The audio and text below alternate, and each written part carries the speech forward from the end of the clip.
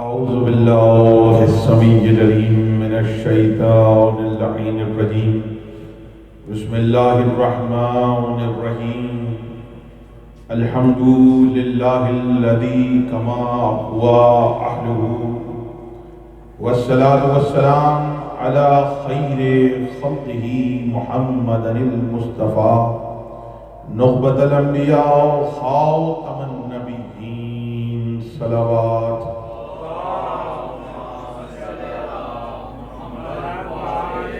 ووصيه وخليفته وصاحب لوائه سيد الأوفياء أمير المؤمنين علي بن أبي طالب صلوات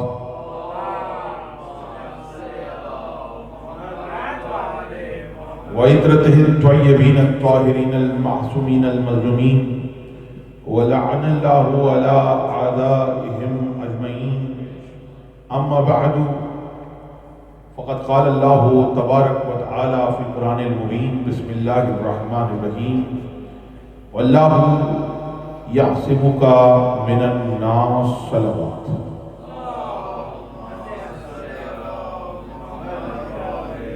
یا رسول اللہ اتنی تمام تعریفیں اللہ کے لیے درود و سلام محمد و آل محمد پر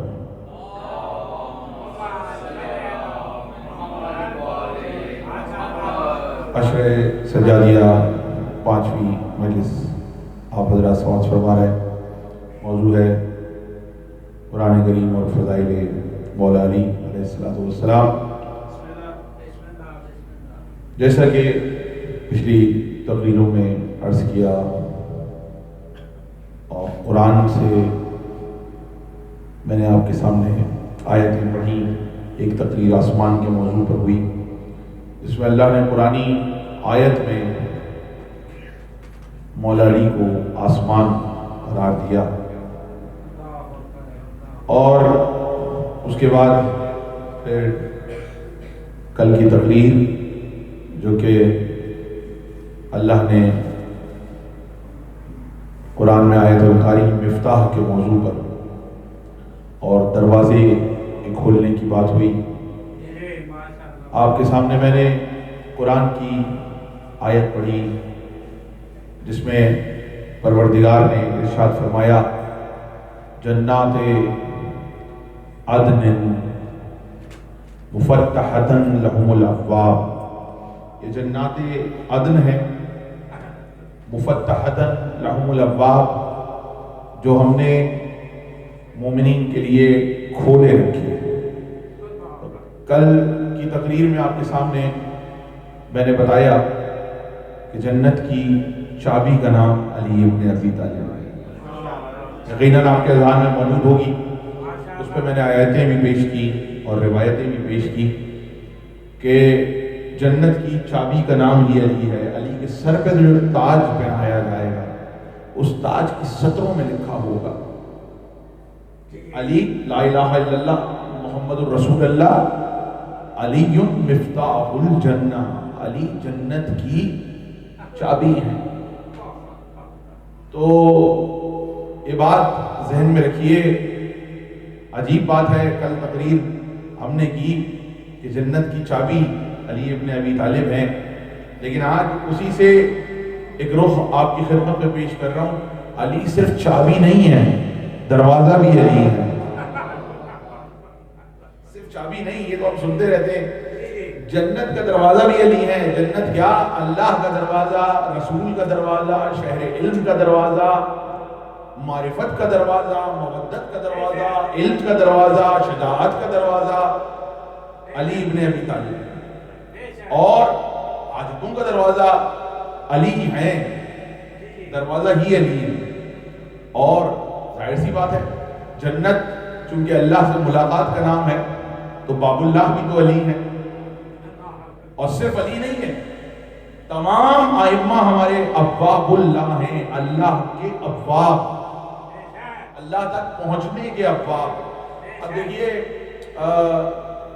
موجود ہے، کتابوں میں موجود ہے، امام حسین کے روضے پہ آپ حضرات جاتے رہتے ہیں، ابھی اسلم عاشق صاحب تو ابھی آئے ہیں اور دیگر حضرات بھی جاتے رہتے ہیں۔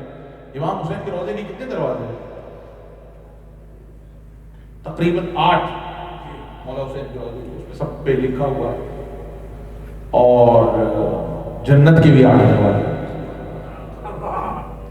جنت کے بھی 8 دروازے روایت موجود ہے, اور عالم اسلام کی روایت ہے جنت کے 8 دروازے ہیں. لیکن کوئی ایک بھی دروازہ ایسا نہیں ہے جس پہ علی کا نام نہ لکھا ہو. ایک دروازہ بھی ایسا نہیں ہے کہ جس پر علی کا نام نہ لکھا ہو. دیکھیے دروازہ اس لیے ضروری ہوتا ہے, تمیدی منزل کی عرض کر رہا ہوں, دروازہ اس لیے ضروری ہوتا ہے کہ کسی بھی بلڈنگ کی, شہر کی سیفٹی کا دار و مدار دروازے پہ ہوتا ہے. سلامت رہے یا علی, اللہم صلی علی محمد و آل محمد. کسی بھی شے کی سیفٹی کا دار و مدار اس کے دروازے پہ ہوتا ہے. مطلب جتنا اندر بڑا خزانہ ہوگا دروازہ اتنا مضبوط ہوگا. توجہ ہے, جتنا بڑا خزانہ ہوگا. یعنی کہ عام طور پہ دروازے کھول کے وہ سوئیں گے جن کے پاس کچھ ہے ہی نہیں کہ کوئی لوٹ کے لے کے جائے. لیکن جس کے پاس بھی ایسا مال ہوگا کہ جس کے لوٹنے کا خطرہ ہوگا تو دروازہ ایسا رکھا جائے گا کہ کوئی دروازہ اتنا مضبوط رکھا جائے کہ کوئی خزانہ چرا کے نہ لے کے جائے.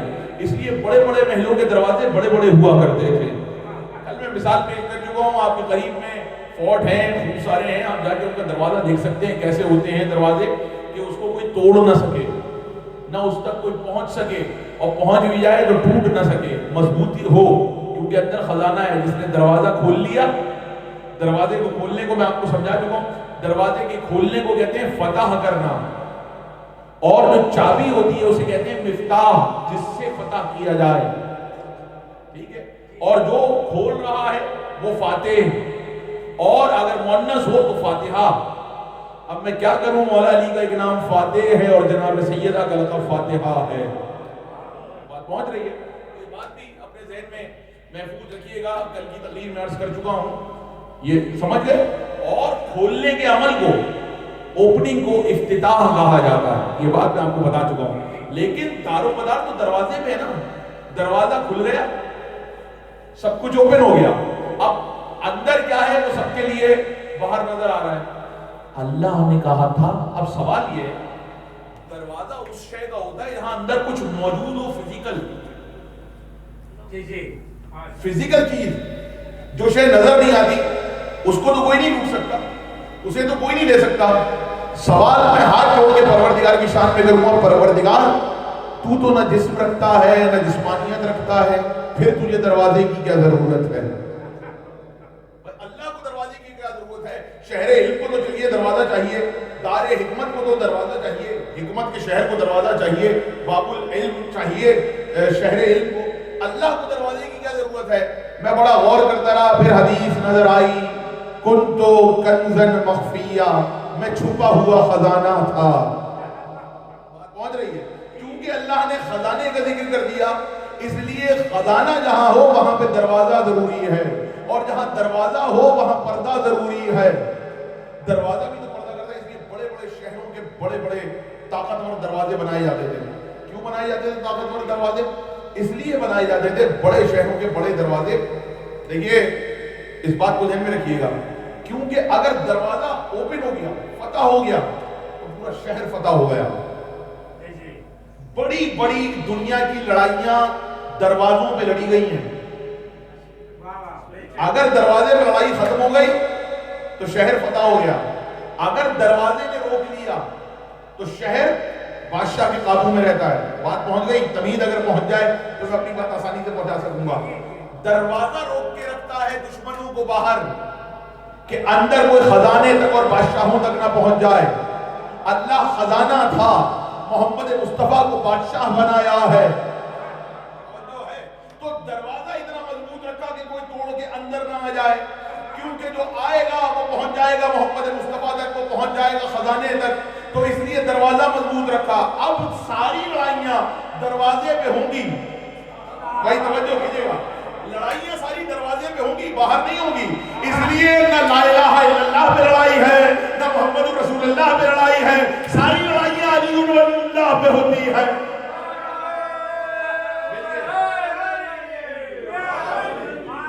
اس لیے کہ اب آپ لوگ سوچتے ہے؟ کبھی دیکھی 73 فرقوں میں محمد رسول اللہ پہ لڑائی ہو رہی ہو، کبھی 73 فرقوں میں لا الہ الا اللہ پہ لڑائی ہو رہی ہو؟ نہیں ہوتی، نہ محمد رسول اللہ پہ نہ لا الہ الا اللہ پہ، اس لیے کہ ساری لڑائیاں دروازے نے اپنے اوپر لے لی ہیں۔ توجہ کیجئے گا، لوگوں کو ابھی تک فلسفہ سمجھ میں نہیں آیا یہ سارے مسئلے علی ولی اللہ پہ کیوں ہیں؟ علی ولی اللہ پہ اس لیے ہیں کہ دروازہ ہیں، باب اللہ بھی علی ہیں، باب شہر علم باب محمد مصطفیٰ بھی علی ہیں، تو جب دروازہ ہی علی ہے تو لڑائی تو دروازے پہ ہوگی۔ یہ کمال علی کا ہے کہ آج تک کوئی نہ محمد رسول اللہ تک پہنچ سکا نہ لا الہ الا اللہ تک پہنچ سکا۔ اپنی لڑائیاں باہر رکھی ہوئی ہیں 73 فرقوں نے، علی نے لڑائی اندر نہیں آنے دی۔ اس بات کو سمجھیے گا۔ ایک بار جس کو مولا نے جتنی قوت دی اتنی بلند آواز سے صلوات پڑھ دیں مل کے محمد و آل محمد پر۔ دیکھیں اگر ایک چھوٹی سی درخواست تھوڑا سا مل کے بیٹھ جائیں تو ذرا مجلس کی رونق میں اضافہ ہوگا، آپ کو سننے میں لطف آئے گا، مجھے پڑھنے میں لطف آئے گا۔ تھوڑا تھوڑا سا زحمت فرما کے آپ سلامت رہیں۔ مولا نے جس کو جتنی قوت دی آل محمد کے صدقے میں، جو آ سکتا ہو آرام سے اٹھ کے آگے آ جائے۔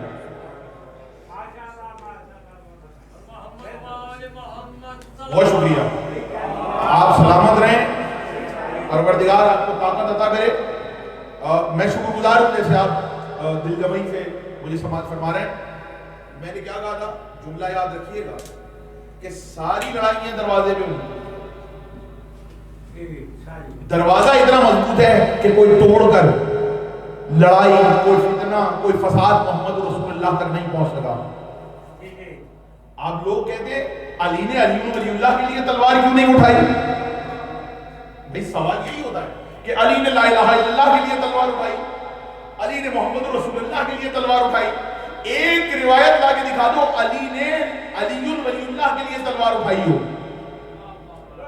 علی نے علی ولی اللہ کے لیے تلوار نہیں اٹھائی، کیونکہ بھائی اس لیے نہیں اٹھائی کہ علی چاہتے تھے جو بھی اللہ اور رسول پہ حملہ کرنا چاہے گا وہ پہلے مجھ تک پہنچے گا اور اس دروازے کو گرا کے کوئی آگے جائے گا۔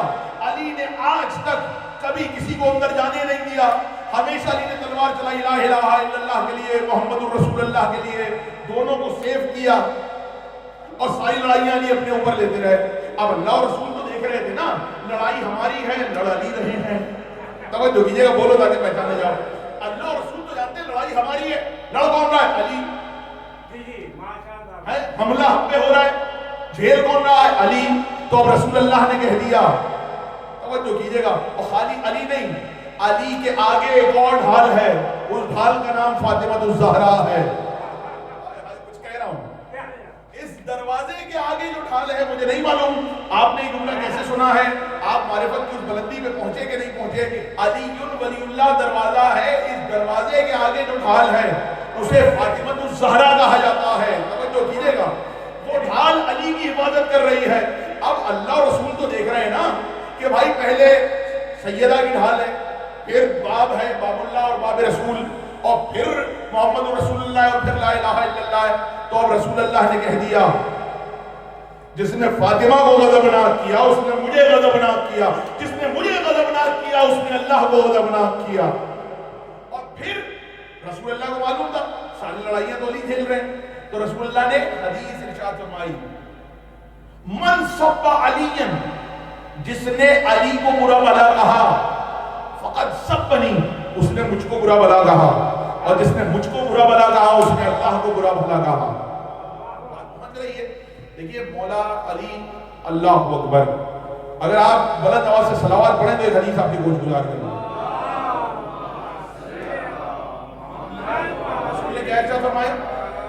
سب کہتے ہیں برا بھلا کہتے ہیں، سب و شتم، سب و شتم کہتے ہیں کسی کو گالیاں دے دیں۔ رسول اللہ فرما رہے ہیں من سب علی، جس نے علی کو برا بھلا کہا، برا بھلا میں چھوٹا لفظ استعمال کر رہا ہوں، 70,000 ممبروں سے مولا علی پر سب و شتم کیا جاتا تھا۔ اس کو آپ امیجن کر سکتے ہیں؟ سنتے رہتے ہیں ہم، لیکن سوال یہ ہے کیا ہم اس کو امیجن کر رہے ہیں؟ اتنے ممبروں سے علی کو سب و شتم، برا بھلا نہیں، برائیاں نہیں، مغلظات، اور جو جتنی مغلظات دیتا تھا اس کو اتنا بڑا انعام دیا بھی تھا۔ 70,000 برس تک علی جیسے شجاع کو، علی جیسے بہادر کو، علی جیسے عالم کو، علی جیسے بہترین انسان کو 70,000 برس تک برا بھلا کہتا ہے، 70,000 ممبروں سے برا بھلا کہا جاتا ہے، اور خوب سب کہتے ہیں اور انعام بھی ملتے تھے۔ تو کیا لوگوں کو یاد نہیں؟ دیکھیے جب کوئی شے اس کا ایکشن ہوتا ہے تو ایکشن کا ریئیکشن بھی ہوتا ہے، کہ کوئی غور ہی نہیں کرتا کہ ہم کس طریقے سے چل رہے ہیں۔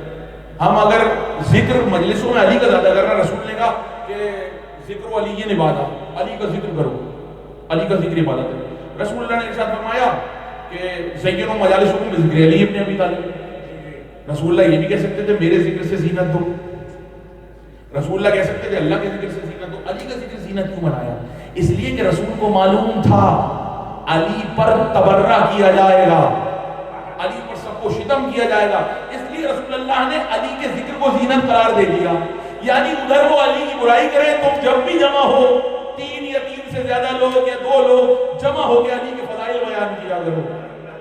تو اب علی کے فضائل لازم و ملزوم اس لیے ہیں، کائنات میں، تاریخ اسلام میں، عالم اسلام میں سب سے زیادہ برائیاں علی کی گئیں، چونکہ علی پر سب کو شتم کیا گیا۔ اللہ نے رسول سے کہلوا دیا مومنوں کی مجلس ہوگی وہی جہاں فضائل علی زیادہ بیان ہوں گے۔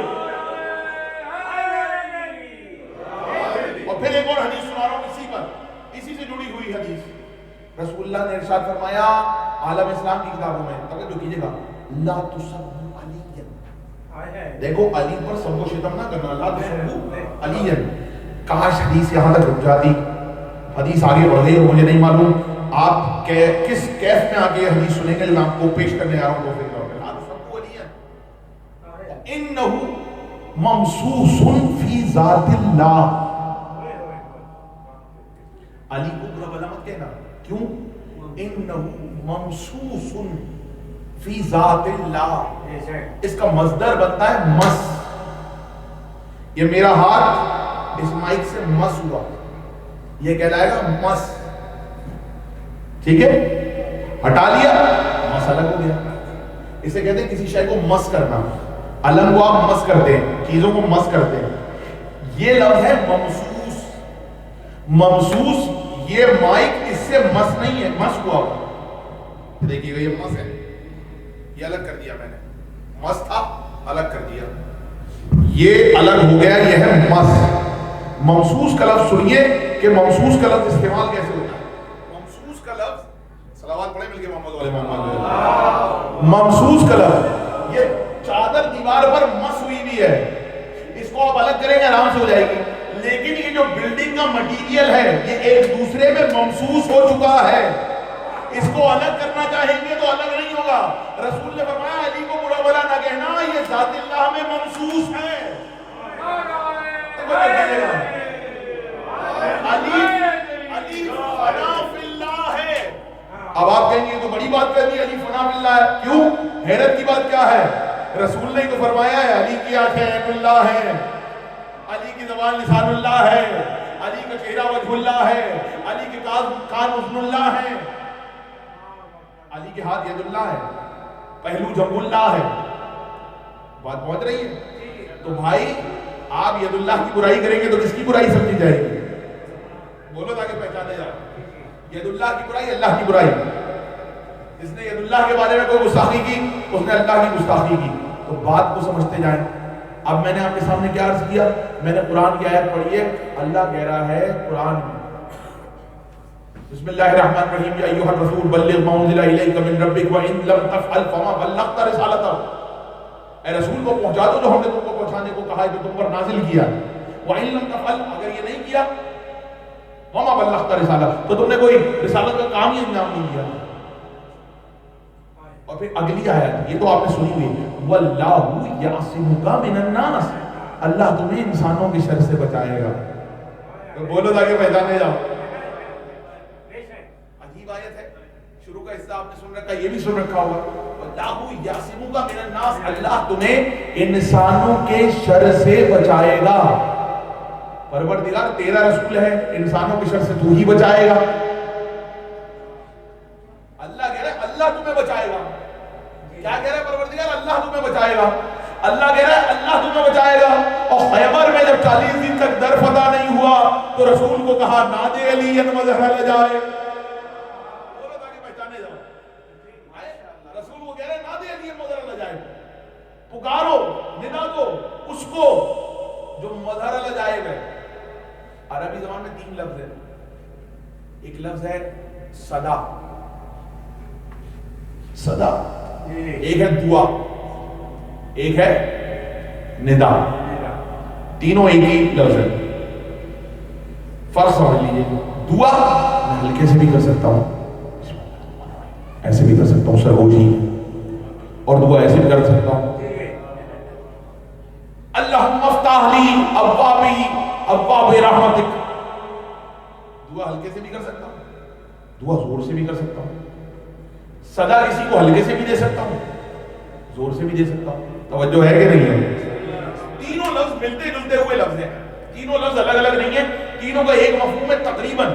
مثلا میں کہوں گا دعا کرنی ہے مجھے، دعا بھی بلانے کو کہتے ہیں، صدا بھی کسی کو پکارنے کو کہتے ہیں، ندا بھی کسی کو پکارنے کو کہتے ہیں.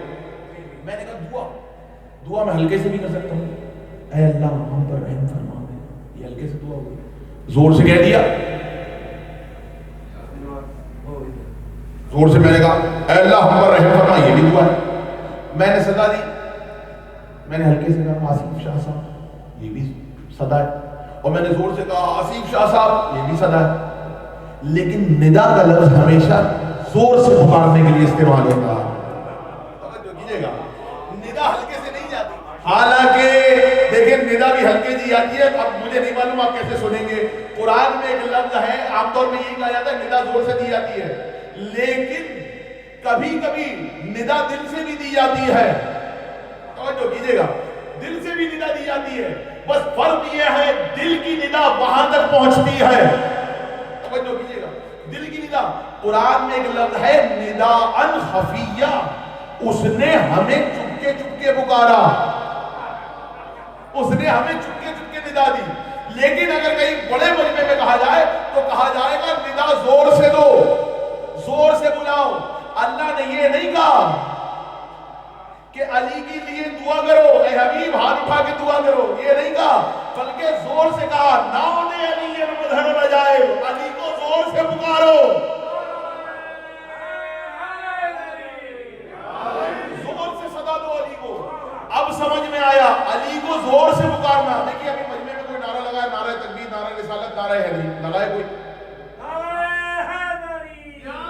نعرہ تکبیر کے ساتھ لگائیں.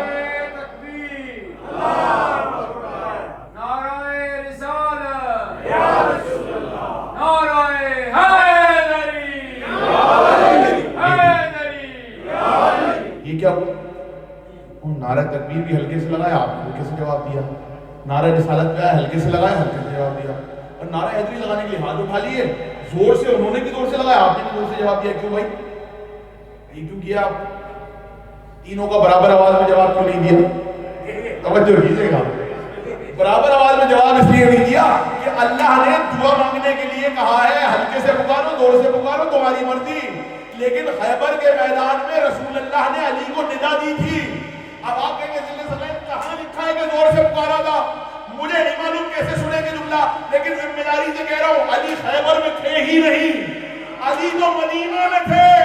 کم سے کم اتنی زور سے صدا دی تھی مدینے تک آواز گئی.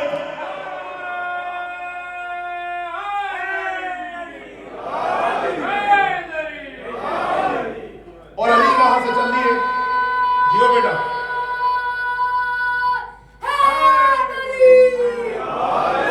آواز دی آپ سلام جیو.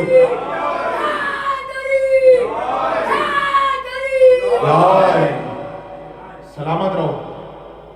یہ جو تم نے دل سے، اچھا پھر میرا جملہ سن لیجئے گا. اب نعرے کی بات آ گئی.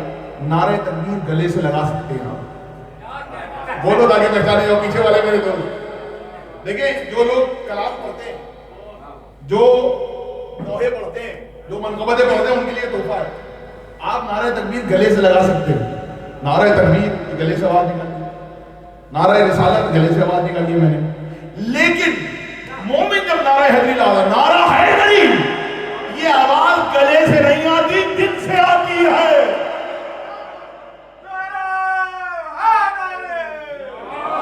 میں آپ کو چیلنج کر رہا ہوں، آپ صرف مجلس میں بیٹھ کے نعرے جب لگائے جائیں صرف نعروں پہ کان دھریے گا. ہر نعرہ گلے سے آواز نکلتی ہے. واحد علی کے نام کا نعرہ ہے جس کی آواز دل سے نکلتی ہے. اگر اب آپ کہیں گے صاحب یہ تو آپ نے بات جو ہے نا ذرا سی عجیب کر دی. آپ نے کہا واحد علی کا نعرہ ہے جس میں دل سے آواز نکلتی ہے، میں کیا کروں؟ اسلام کس شے کا نام ہے؟ لا الہ الا اللہ محمد رسول اللہ. اسلام جس نے لا الہ الا اللہ محمد رسول اللہ کہہ دیا وہ اسلام میں آ گیا. فتح مکہ میں بہت سے رسول کے دشمن اسلام میں آ گئے، لیکن قرآن میں آیت اتاری اے رسول اسلام ابھی ان کے حلق سے نیچے نہیں اترا. حلق سے نیچے نہیں اترا. حلق سے نیچے جو شے اترتی ہے وہ کہاں جاتی ہے؟ پیٹ میں جاتی ہے. اگر حلق سے نیچے اترے گی پیٹ میں جائے گی تو کیا سمجھ رہے ہیں؟ اسلام کے پیٹ میں جانا تھا؟ نہیں.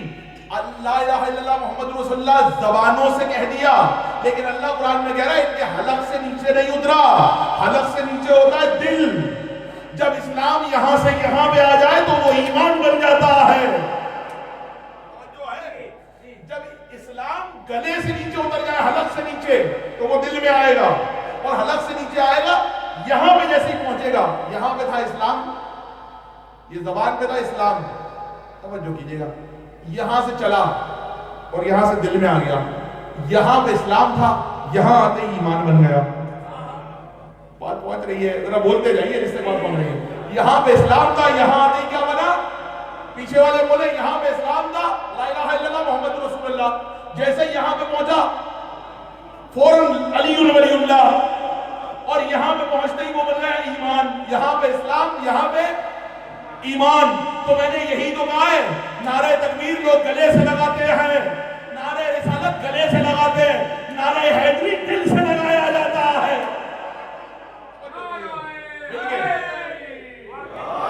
اس کا مطلب یہ ہے، آپ کہیں گے یہ ذلہ ثقلین صاحب ذرا سا معاملہ جو ہے نا بگاڑ کے چلے گا. بگاڑ نہیں رہا. نعرہ حیدری دل سے لگانے کا مطلب یہ اس بات کا اعلان ہے ہم تمہاری طرح زبان پہ اسلام نہیں رکھتے، دل میں ایمان رکھتے ہیں. اب آپ کہیں گے دل کے ایمان کی دلیل کیا ہے؟ تو پھر دل کے ایمان کی دلیل دے دوں. اس لیے تو رسول نے فرمایا علی کل ایمان ہے. علی کیا ہے؟ اتنے ہلکے سے بولیں گے؟ اس کو مولا نے جتنی قوت دی ہے بلند آواز سے، علی کیا ہے؟ کل ایمان. دیکھیں اس پہ آپ علماء کے بہت ساری جملے سن چکے ہیں کہ وہ صفائی نصف ایمان والا بھی سن چکے ہیں. آج دیوار پہ لکھ کے لگایا ہوا، یہ بہت مشہور علماء کا جملہ ہے. ان کے جملے دہرانے کا عادی نہیں، کوشش کرتا ہوں اس سے بچ کے کچھ رخ نکالوں. ایک ہے کہ جی آدھا ایمان جو ہے نا صفائی نصف ایمان ہے. ٹھیک ہے، ہر دیوار پہ لکھ کے لگا ہوا صفائی نصف ایمان ہے، صفائی نصف ایمان، صفائی نصف ایمان. اور ماشاءاللہ سب عمل کرتے ہیں. باہر کی صفائی نصف ایمان ہے، بدن کی صفائی نصف ایمان ہے، تو دل کی جب تک صفائی نہیں کرو گے نصف ایمان کیسے آ جائے گا؟ آپ کے سامنے اپنے آس پڑوس کو نام صاف کرنے کا نام نصف ایمان ہے؟ نہیں. اپنے دل کی بھی صفائی کرنی پڑے گی، روح کی بھی صفائی کرنی پڑے گی. اچھا چلیے، اگر ہم نے آپ کی بات مانی، ہاں بھائی جس نے صفائی کر لی اس نے آدھا ایمان محفوظ کر لیا. پہلے تو یہ طے ہوگا صفائی کہاں کہاں کی کرنی ہے. ایک بات. اچھا پھر آدھا ایمان تو آپ کا ہو گیا صفائی سے، صفائی ستھرائی کے قائل ہیں. دوسری حدیث سن لیں، جس نے شادی کر لی اس نے آدھا ایمان محفوظ کر لیا. بس جس نے صفائی کر لی اور جس نے شادی کر لی اس کا ایمان پورا ہو گیا. بھائی حدیث ہے. تو اس طرح تو وہ مومن کامل ہو گیا. وہ مومن کامل ہونے کی دو شرطیں آپ کے مطابق. مومن کامل ہونے کی صرف دو شرطیں، ایک صفائی کر لو آدھا ایمان ہو گیا، ایک شادی کر لو پورا ایمان ہو گیا. بس جس نے صفائی کر لی اور شادی کر لی وہ مومن کامل ہو گیا.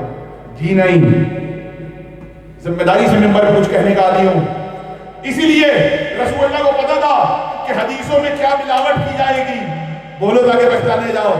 رسول کو پتا تھا حدیثوں میں ملاوٹ کی جائے گی، اس لیے رسول نے خندق کے میدان میں جب علی جا رہے تھے تو رسول نے خندق کے میدان میں کھڑے ہو کے اعلان کیا آج کل ایمان کل کفر کے مقابلے میں جا رہا ہے.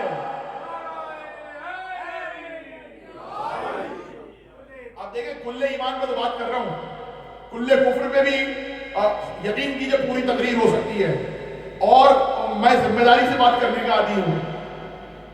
رسول اللہ نے کچھ سوچ سمجھ کے اس کو کل کفر کہا تھا, کچھ سوچ سمجھ کے اس کو کل کفر کہا تھا. کل کفر میں یہ بھی تھا جو رسول کے گھر پہ حملہ کرے وہ کل کفر ہوا کرتا ہے. بولو تاکہ پہچانا جائے. تو کل ایمان میں بات کرنی ہے. رسول نے کہا علی کل ایمان ہے. تو اب یہ صفائی کر کے اور شادی کر کے کوئی مومن کامل نہیں بنے گا جب تک اس کے دل میں علی نہ ہو. میں تینوں حدیثوں کو ملا رہا ہوں. دیکھیے رسول نے بتایا علی کل ایمان ہے. بھائی باہر کی صفائی ہو گئی, دل کی صفائی اس وقت تک نہیں ہوتی جب تک علی دل میں نہیں آتا. علی دل میں آئے تو لوگ کل ایمان ہوا کرتے ہیں. علی کی وجہ سے کل ایمان کی وجہ سے صاحب ایمان ہوا کرتے ہیں. وہی بات میں نے دیکھیں کہاں بات چھوڑی ہے, کہاں بات کر رہا ہوں. اب یہ تو آ گئے نا کل ایمان کی طرف. کس جگہ پہ بات چھوڑی تھی, کس کو یاد ہے؟ آج ہم کیا کر رہے ہیں؟ صرف ایک کام کر رہے ہیں, بیٹھ کے علی نہیں کر رہے ہیں. دروازے پہ بات چھوڑی تھی, باب اللہ پہ بات چھوڑی تھی. سارا معاملہ باب اللہ کا ہے. اور پھر اللہ نے قرآن میں آیت اتاری یا ایھا الرسول بلغ ما انزل الیک من ربک وان لم تفعل فما بلغت رسالہ. یہاں تک کی بات تو ہو گئی. واللہ یعصمک من الناس, اللہ تجھے انسانوں کے شر سے بچائے گا. میں ہاتھ جوڑ کے کہوں پروردگار تو نے نماز دی تو تو نے نہیں کہا اے رسول نماز پہنچا دو اللہ انسانوں کے شر سے بچائے گا. اللہ نے کہا روزہ رکھواؤ, اللہ نے نہیں کہا تو روزے رکھنے کو کہہ دے اللہ انسانوں کے شر سے بچائے گا. اللہ نے نہیں کہا تو زکات کا حکم دے دے اللہ انسانوں کے شر سے بچائے گا. تو حج کا حکم دے دے اللہ انسانوں کے شر سے بچائے گا. ایک ہی آیت ہے جس میں اللہ نے پورے قرآن میں آیت اتاری اور کیا کہا پروردگار نے؟ پروردگار نے کہا وَإِن لَمْ تَفْعَلْ يَا أَيُّهَا الرَّسُولُ بَلِّغْ مَا أُنزِلَ إِلَيْكَ مِن رَّبِّكَ, وہ پہنچا دے جو ہم نے تجھ پہ نازل کیا ہے. اگر نہیں پہنچایا تو کار رسالت انجام نہیں دیے, سن چکے. وَاللَّهُ يَعْصِمُكَ مِنَ النَّاسِ, اللہ تجھے انسانوں کے شر سے بچائے گا. یعنی جب ولایت علی کا اعلان کرنے کو کہا تو اللہ نے کہا ولایت علی پہنچا دے اللہ انسانوں کے شر سے بچائے گا. میں ہاتھ جوڑ کے پوچھوں نماز کا پیغام دیتے ہوئے نہیں کہا انسانوں کے شر سے بچائے گا, روزے پہ نہیں کہا انسانوں کے شر سے بچائے گا, حج پہ نہیں کہا انسانوں کے شر سے بچائے گا, لیکن جب ولایت علی کا پیغام دیا کہا انسانوں کے شر سے بچائے گا. کس کا مطلب طے ہو گیا, لوگ نہ نماز پہ شر کریں گے نہ روزے پہ شر کریں گے, ولایت علی پہ شر کیا جائے گا.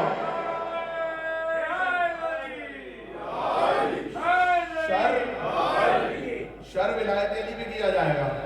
اس لیے اللہ نے کہا اللہ تجھے انسانوں کے شر سے بچائے گا. بات پہنچ رہی ہے؟ اللہ انسانوں کے شر سے بچائے گا. توجہ ہے کہ نہیں ہے؟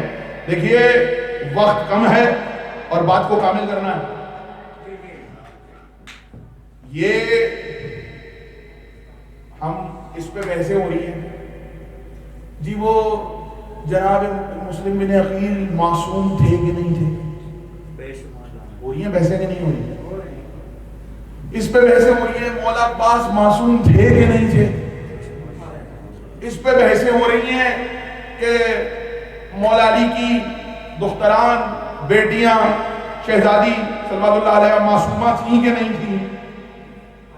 جملہ دوں گھبراؤ گے تو نہیں؟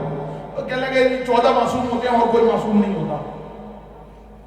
بھائی جو اللہ ان سے توجہ کیجئے گا, جناب زینب کی معصومیت پر بات کرنے والوں کو ایک جملہ کہہ دوں, اگر تمہیں نہ سمجھ میں آئے کہ کوئی اور کیسے معصومہ ہوتا ہے تو کبھی قم جا کے معصومہ قم کی زیارت کرنا.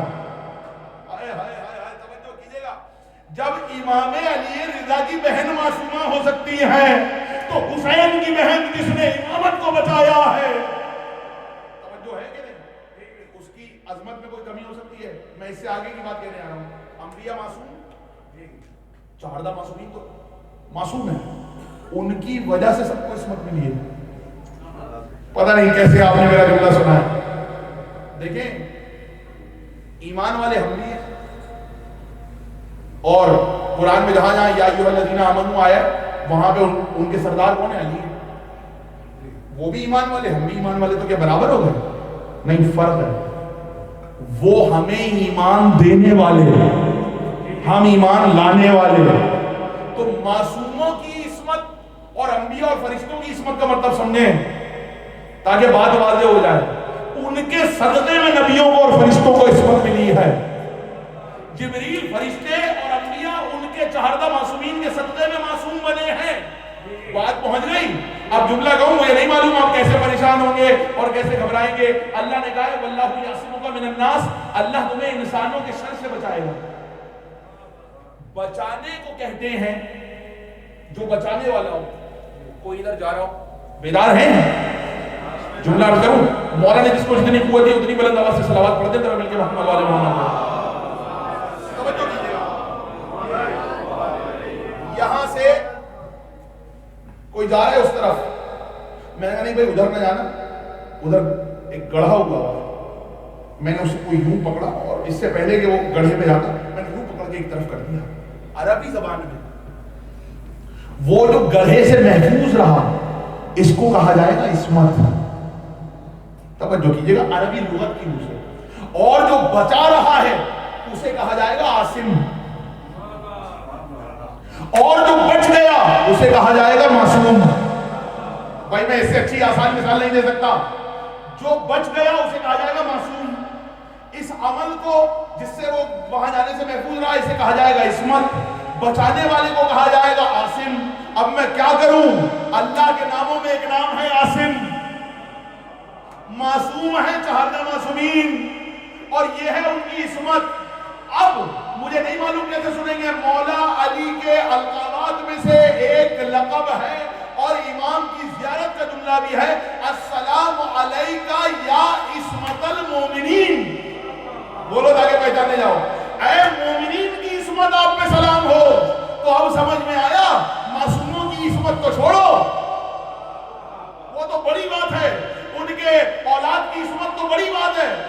زیارت کے جملے السلام علیکہ یا عصمت المومنین، امام حسن عسکری کی زیارت کا جملہ ہے، مولا علی کی زیارت کا جملہ ہے، اے مومنین کو بچانے والے آپ پر سلام ہو۔ مومنین کی بھی عصمت ہوتی ہے۔ اب آپ کہیں گے یہ تو نئی بات کر دی انہوں نے، مومنین کی بھی عصمت ہوتی ہے۔ آپ سنیے، ان کی عصمت کا نام اللہ کی توحید ہے، ہماری اور آپ کی عصمت کا نام ولایت علی ہے۔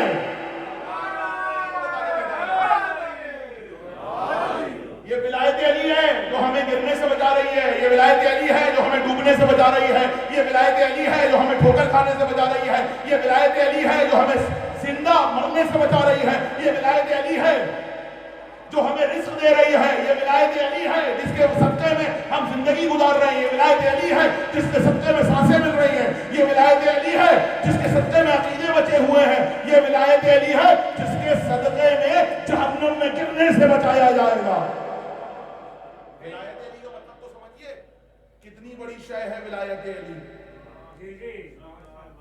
ولایت علی اتنی بڑی شے ہے، معصوم کو امام نے فرمایا اپنے جیسا مت سمجھنا، ہو گئی تبلیغ، معصوم کو کبھی اپنے اوپر قیاس نہ کرنا۔ کہاں علی کہاں بندے، کہاں علی کہاں بندے، بندے اور ہوتے ہیں علی اور ہوتا ہے، انسان اور ہوتے ہیں خاکی انسان، علی اور ہوتا ہے۔ دیکھیے علی، میں نے کہا نا ہمیں زندہ رکھا ہوا ہے علی میں، ولایت علی میں۔ میں اس سے آگے کی بات کیا کروں، ایک مثال دے کے گزر جاتا ہوں، توجہ ہے، ایک مثال دے کے گزر جاتا ہوں۔ رسول اللہ کو ایک دن تب میں مبتلا تھے، بخار میں، خبر ملی مولا علی بیدار ہیں۔ دیکھیے ابھی میں نے خیبر کا تذکرہ کیا تھا کہ رسول اللہ نے اتنی زور سے آواز دی تھی خیبر سے مدینے تک گئی تھی۔ علی آئے تو مولا علی آنکھیں سرخ ہو رہی تھی، کہا یا علی آنکھوں میں کیا ہوا؟ کہا شوب چشم۔ رسول اللہ نے اپنا لعاب، بیدار ہیں بولو تاکہ پہچانے جاؤ، علی کو بٹھایا، اپنا لعاب دہن، اپنی انگلی کو सिलाई बनाया, अपने लुआब को सुरमा बनाया। जैसे माँ अपने बच्चों की आंखों में सुरमा लगाती है, रसूल ने अपना लुआब अली की आंखों में लगाया। जुमला मुझे नहीं मालूम कैसे सुनोगे, ये अली की आंखों में नहीं लगाया, ये उन आंखों में लगाया है जो ऐनुल्लाह है। बोलो ताकि पहचाने जाओ, ऐनुल्लाह आंखों में लगाया। अली कहते हैं उसके बाद रात में भी मुझे पूरी जिंदगी ऐसे ही नजर आया। अब ये मौला अली का रसूल अल्लाह के लिए जुमला है, उनकी शान के लिए बात पहुंच गई, वरना अली ऐनुल्लाह है। तो यानी आशोब चश्म के लिए रसूल ने अपना लुआब लगाया। रसूल अल्लाह को एक दिन बुखार हो गया, तकरीर खत्म हो रही है, बुखार हो गया, रसूल अल्लाह बिस्तर पर लेटे हुए तो मौला अली आए, कहा या रसूल अल्लाह आपको बुखार हो गया? कहा हाँ यानी तवज्जो कीजिएगा, आपके ज़हन में महफूज रहे कि जब रसूल अल्लाह को बुखार हुआ तो लोगों ने क्या किया था, लोगों ने क्या कहा था। भाई तवज्जो है ना, जरा मेरे साथ आइएगा, आखिरी जुमले हैं फदाइल के। क्या कहा था लोगों ने, आपके ज़हन में मौजूद है। इधर रसूल को बुखार हुआ, इधर अली आए।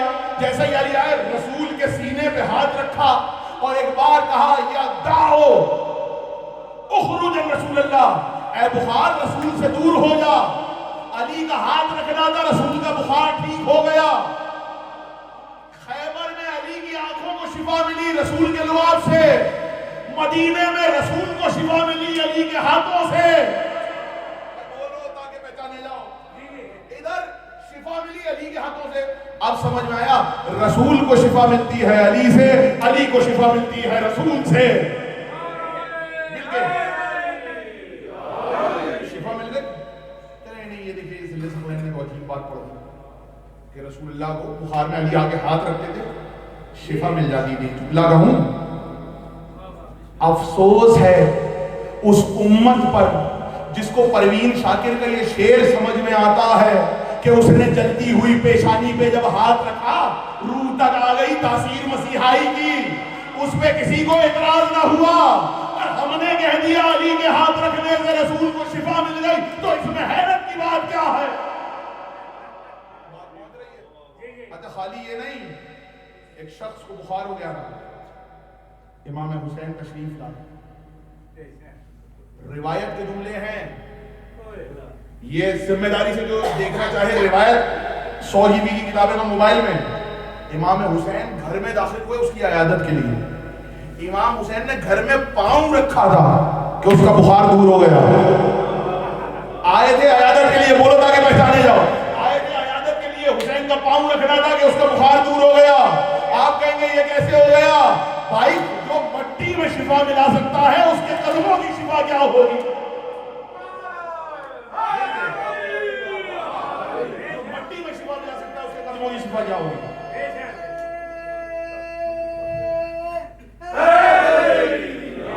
इसलिए कहा हुसैन बीमारियां तुझसे दूर भागती हैं, कैसा ही मरीज हो हुसैन के रोजे पे ले जाओ, हो गई तकलीफ। कैसा ही मरीज हो, कैसा ही बीमार क्यों ना हो, हुसैन के रोजे पे गिरवी कर दो। बैठा हुआ है आपके सामने मौजूदा असलम हाशिम साहब, सबके जहन में हुसैन वहां जाने वालों को पलटा दिया करते हैं। खुद इनके जुमले हैं, पूछिएगा, ये तो मौजूदा सबके सामने। कहने लगे वो हूं, अब माशाल्लाह करबला जाते, कहने लगे वो हूं कि जिसको 3 बार ये कह के डेथ डिक्लेयर करके और वापस भेज दिया गया। तो आज हुसैन के रोजे की जियारत के लिए सब जाते हैं। मुझे नहीं मालूम ये जुमला कैसे सुनेंगे आप, लेकिन ये याद रखिएगा, हुसैन कायनात की शिफा है, हुसैन की शिफा का नाम अली अकबर है। अजरुकुम अल-ज़हरा, अजरुकुम अल-ज़हरा, हुसैन की शिफा का नाम अली अकबर है। मुझे क्यों ये जुमले याद आ गए मुझे नहीं पता, मुझे नहीं मालूम था। हुसैन की शिफा का नाम अली अकबर है। कहते हैं امام حسین کے لیے یہ مشہور تھا کہ علی اکبر کو دیکھتے تھے تو حسین کے سینے میں ٹھنڈک پڑ جاتی تھی. علی اکبر کو دیکھتے تھے تو علی اکبر کے بوسے لیتے تھے. اور عالم یہ تھا کہ بالکل وہی عالم تھا جیسے رسول اللہ کا عالم تھا کہ جب تک حسین سامنے رہتے تھے رسول کی نظریں حسین کا طواف کرتی رہتی تھی. اور یہی علی اکبر کے لیے لکھا ہے, علی اکبر جب تک حسین کے سامنے رہتے تھے حسین کی آنکھیں علی اکبر کو دیکھتی رہتی, حسین کی آنکھیں علی اکبر کا طواف کرتی رہتی. کہتے ہیں ایک مرتبہ مدینے میں علی اکبر گرمی کا عالم تھا. علی اکبر نے فرمائش کر دی, کوئی سردی کا پھل مانگ لیا. کسی نے آگے بڑھ کے کہا علی اکبر یہ تو سردی میں ہوتا ہے, یہ گرمی کا موسم ہے, تم نے کہاں گرمی میں یہ پھل مانگ لیا؟ اس سے پہلے کہ علی اکبر کی آنکھوں میں آنسو آتے حسین نے مسجد کے ستون پہ ہاتھ مارا اور علی اکبر کے لیے وہ پھل معجزے سے ظاہر کیا. میری طرف دیکھنا, مجھے نہیں معلوم یہ جملہ کیسے سنو گے. ایک مرتبہ علی اکبر کو اپنے برابر میں بٹھایا اور وہ پھل جو علی اکبر نے مانگا تھا حسین اپنے ہاتھوں سے کھلاتے جاتے ہیں. علی اکبر راضی ہوئے, علی اکبر خوش ہوئے اور علی اکبر ایک ایک دانہ کھاتے جاتے ہیں اور کہتے جاتے ہیں ہاں بابا بہت اچھا لگ رہا ہے, ہاں بابا آپ نے مجھے یہ پھل کھلایا, بابا آپ کا بہت شکریہ. لیکن کہتے ہیں علی اکبر پھل تناول کرنے میں مصروف تھے. حسین علی اکبر کو دیکھ کے روتے جاتے تھے. حسین کی نگاہیں علی اکبر سے نہیں ہٹتی تھی. مدینے میں ایک مرتبہ شور ہوا کہ ایک یہودی مسجد میں آنا چاہتا ہے. مسلمانوں نے کہا کہاں مسجد میں آ رہا ہے, پیچھے جا, واپس جا. کہنے لگا رات کو خواب میں مجھے مسلمانوں کے رسول محمد مصطفیٰ نے کلمہ پڑھایا. مسلمان کہنے لگے آج تک نبی ہمارے خواب میں نہیں آئے, تیرے خواب میں کیسے آ گئے؟ شور سن کے حسین باہر آئے. کہا کیا ہوا؟ کہا یہ کہتا ہے اس کو رسول اللہ نے کلمہ پڑھایا ہے, آپ بتائیے رسول یہودی کے خواب میں کیوں آئیں گے؟ امام حسین نے عباس کو بلایا, عباس گھر جاؤ, زینب سے کہنا علی اکبر کے چہرے پہ نقاب ڈال کے مسجد میں بھیج دے. عباس گھر گئے, علی اکبر کو تیار کرا کے مسجد کی طرف لائے. جیسے ہی مسجد میں آیا وہ یہودی سر جھکائے ہوئے بیٹھا تھا. حسین نے علی اکبر کے چہرے سے نقاب ہٹایا. اب جو نقاب ہٹایا ایک مرتبہ علی اکبر کے قدموں میں گر کے کہتا ارے یہی تو ہے جنہوں نے مجھے خواب میں کلمہ پڑھایا ہے. حسین نے کہا صحیح کہتا ہے, میرا اکبر میرے نانا کی شبیہ ہے. حسین نے اسے گلے لگایا, جملہ سن لیا. جوانوں علی اکبر کا جملہ سن لیا.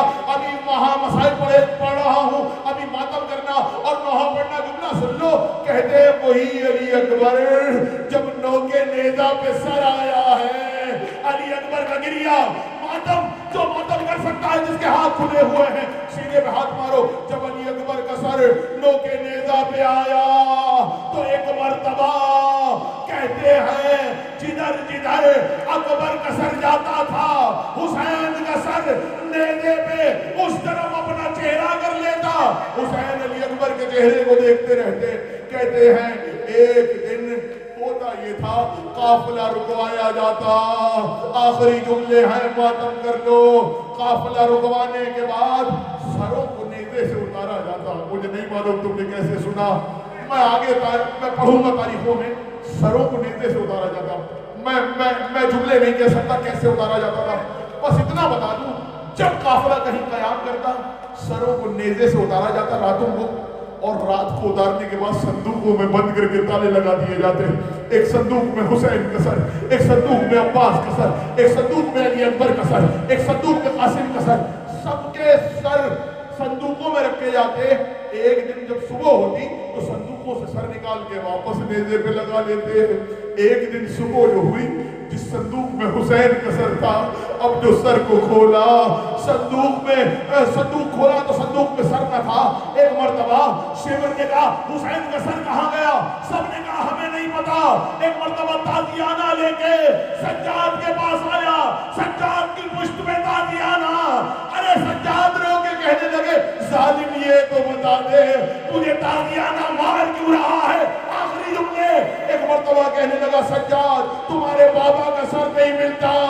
اتنا سننا تھا. سجاد زمین پہ گر کے چلا کے روئے. کہا کیا ہوا؟ کہا وہ صندوق کھول جا میرے بھائی علی اکبر اکبر کا سر ہے. اب جو صندوق کھولا علی اکبر کے سر پر